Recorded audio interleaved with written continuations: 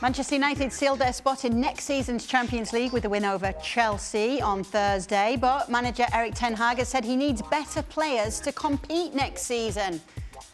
This is what the United manager said. He said, we want to compete for the title, but it has to be realistic. It is what it is there.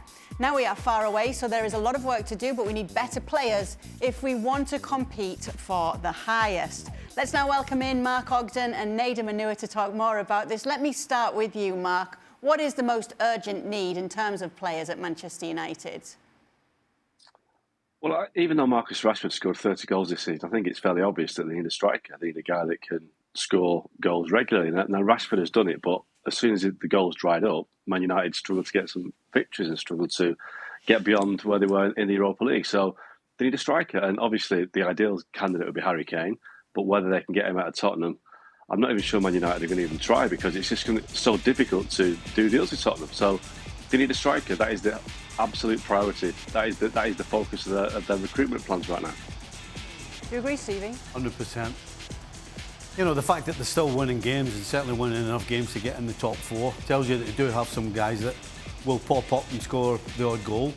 And they've kind of gotten away with it. You know, the amount of 1-0 wins or wins by a goal when they've dominated teams, particularly at Old Trafford, 100%. It's the most obvious thing at Manchester United. They need a goal-scoring centre forward. So with the problem, as Mark mentioned, of dealing with Daniel Levy, should they just already be looking elsewhere? Well, but then the question mark is, where is elsewhere? I mean, are you going to go get Mbappe? I mean, either way, you're going to have to spend a lot of money. And you're going to have to deal with somebody that is going to negotiate hard to get the most money for the marquee player that's going to Man U. And we know that Man U has a little bit of a track record of overpaying lately for players that haven't quite materialized the way they would have hoped them to do so. So do you then just say, you know what, we'll deal with it, because if we have to deal with Daniel Levy, at least we know we're going to have a player with a track record that has consistently scored goals in the Premier League. But yes, I mean, clearly I had to deal with Daniel Levy, and I completely understand what Man U is talking about. So to Casey's point as well, where should they be looking, Mark? Who might be on that list of targets if it isn't Harry Kane? I mean, I spoke to somebody at United a few months ago, and they said, look, there isn't a drawer in a desk where there's got these surprise centre forwards out there. There's basically Harry Kane, there's Victor Osimhen, and beyond that, you haven't really got any obvious options. So the issue with Kane is not so much dealing with Levy. It's more a case of they don't trust the process in terms of they want a centre forward by the start of pre-season training. They want to get it in the squads. They can plan, etc. With Tottenham, they fear that they'll go to the end of August, 31st of August, right to the end of the deadline, not knowing if they're getting the striker. They can't wait that long. So to get Harry Kane, they need either Kane to say, I want to leave Tottenham and I want to get a deal done now, or they move on and find someone that they can get through the door in July or August at the latest. But there aren't any easy deals to be done. They're going to have to do a tough deal, United, to get the right sort of striker in there. That is the problem. We haven't really seen United do a tough deal for maybe 10 years since they signed Robin van Persie. The deals they've done since then have been easy deals in the sense that clubs wanted the players out, or the clubs were happy to take United's money because they knew they'd pay over the odds. So United have got to prove themselves to be, as they call themselves, the biggest club in the world. Well, prove it. Go and get a striker that a club doesn't want to sell. Let's see how they get on with that. So if it's going to be a tough deal anyway then, Nedum, shouldn't they just go and deal with Levy and make sure that they can get Harry Kane? Hey, listen, I do not have a clue how these dealings work. Not a clue at all. But it is interesting to hear that this is the way that it's going to be, and Kane being potentially their number one suitor. Yeah, well, how can you get him out? Does Kane want to actually leave? Does he want to go and play for another football team? Like, I'm still at the point where I wouldn't be as surprised if Kane signed a new deal this summer, to be honest with you. But I suppose we shall see. But if he does go to Man United, it does feel like a big step in the right direction. I don't think necessarily guarantees they'll be fighting for titles as such, but it definitely gives them more goals, which I suppose for Ten Hag is a clear step in the way that they want to be. Is United a good destination for Harry Kane now, given that Erik Ten Hag's in there and been steadying the ship as he has? Well, I think you can't argue that United are on the up, and Ten Hag, I think, has proven this season that he's, whether it's on the field or off the field, he's a man that you want to be on the right side of, and that's the kind of manager Man United want. Man United also will have money And so if Harry Kane is going to go to a club that he thinks he's going to win something at, you have to think that Manchester United they've made a huge step in the right direction. Compared to where they were last August to where they are now, we're all sitting thinking Manchester United, if they go and spend money and buy 3 or 4 players, they could challenge for a title. I think that's something that any footballer wants to be part of. And Harry Kane's destinations, there's not that many, I don't believe. Certainly not in England. So if he gets the chance, if I'm him, I would go to Man United. I think one player that has surprised me a little bit, that the name hasn't popped up, particularly because of the success that they had getting Casemiro from Real Madrid. And Lewandowski was, even though he is Spain's top scorer, he was being criticized at Barcelona. Everybody knows Barcelona's financial problems. I know he's not exactly the youngest, but could he be the guy that could come in for, let's say, 2 years and be that 30, 40 goal scorer that he's proven to be on the world stage for the last 10, 12 years? So if it is a striker as well, Mark, how many more players are we looking at for a side like this to really be able to compete for the title? Well, I mean, they probably need 5 or 6 to really compete for the title. Let's be honest, if you had to do a combined United City team, I don't think you get any United players in it, so that shows how far behind City they are. But, just to pick up what Stevie said about United having money, they haven't got a lot of money this summer because they have got issues with FFP this year, surprisingly, with it being Man United. They overspent last year, they under-earned last year in terms of commercial revenue prize money, so their limit really this summer is around about £100 million, unless they sell players to bring more money in. Now, with all due respect, there aren't many players at Man United you could sell right now to actually bump that figure up to a substantial figure. So if they've got £100 million to spend, that's a striker and maybe a second choice right back. That's not a lot of business to be done. Now they're looking at midfielders. They're looking at people like Rabiot is being mentioned again, and this is the sort of market they're in, that they're looking for players that are coming to the end of the contract, so they might be cheaper deals. Mason Mount, for instance, at Chelsea, who again I think would be a good addition in the sense that he would be better than what they've got, but he's not a world beater. But United have got financial restrictions this summer, so if you're looking at £100 million budget and you try to raise maybe £40, £50 million, who are they going to sell? They'll probably sell Harry Maguire, but Harry Maguire was an £85 million signing 4 years ago. He's on about a much bigger salary than most clubs can afford. Who's going to pay what United want for him?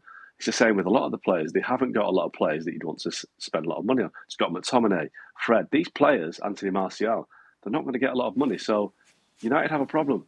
Unless they get taken over in the next few weeks or the next few days before the window opens, they're going to have a problem. So they've got this opportunity now to take a leap forward, but it might be taken away from them by the fact they haven't got the money to do it, and the takeover keeps dragging on. Do you want to respond to that? I'm shocked.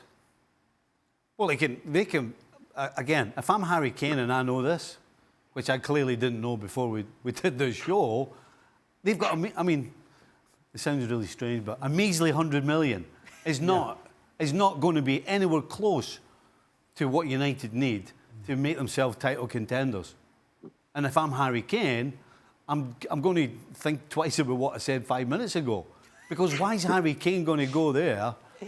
Yeah. If he's the only signing? Because nobody's going to buy any of the players that Augie's just mentioned. Purely, never mind the transfer fees, but the wages that they're on. Well, yeah, that's the thing. They're not going to go because they're not going to get the wages at the new club anyway. So how do they get better? They can't. Well, this is the problem.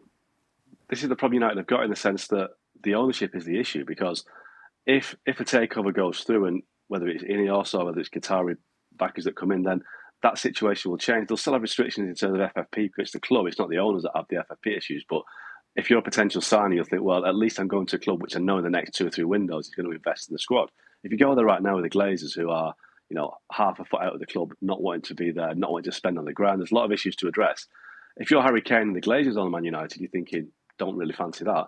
If the Qataris on Man United, then it might be a case of, well, let's get on the ground floor before it takes off again. But right now, I think that it is a reality check for a lot of United fans that if the ownership stays the same for the next month or two, then the transfer window is going to pass them by. The transfer window opens on the 14th of June.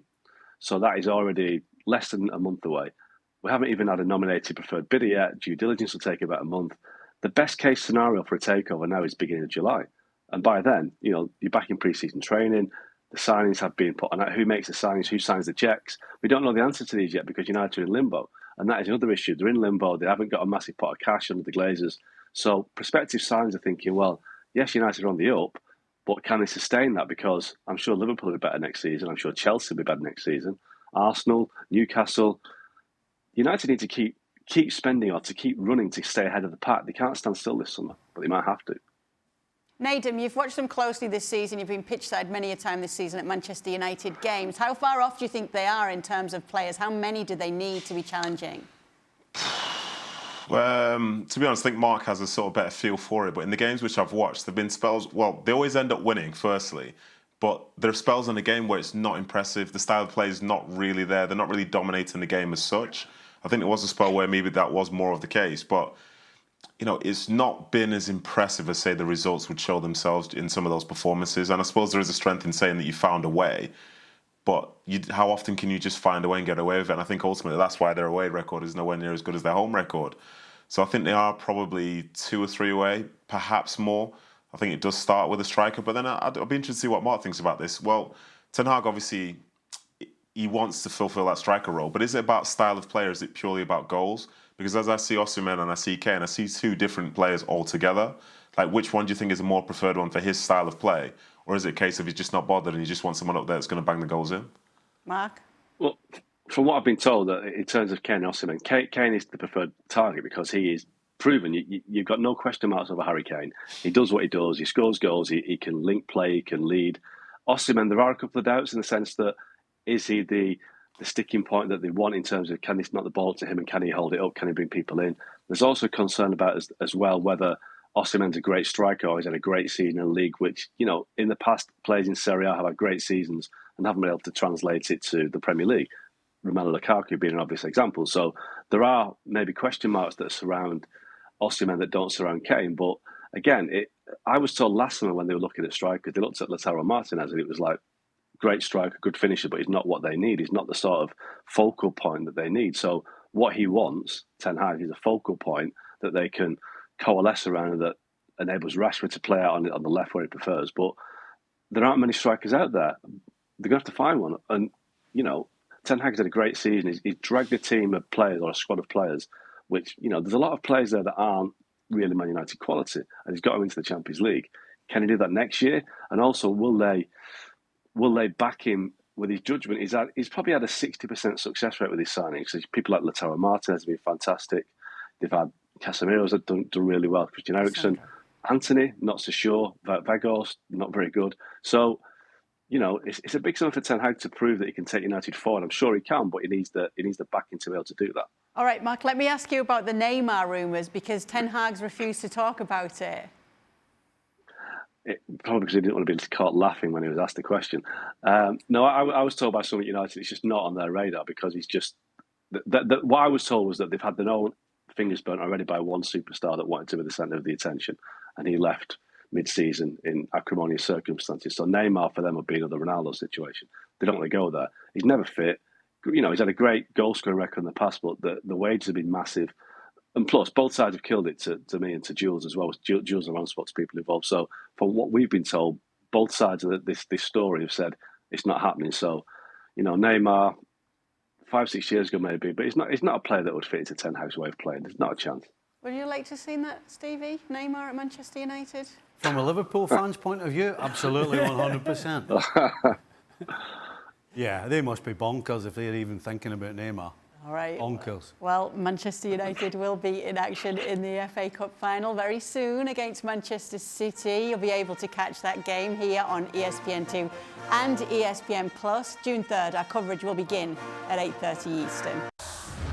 Well, thank you very much for watching ESPN on YouTube. For more sports highlights and analysis, be sure to download the ESPN app. And for live streaming, premium content, and let's not forget as well, ESPN FC 7 days a week. Subscribe to ESPN Plus.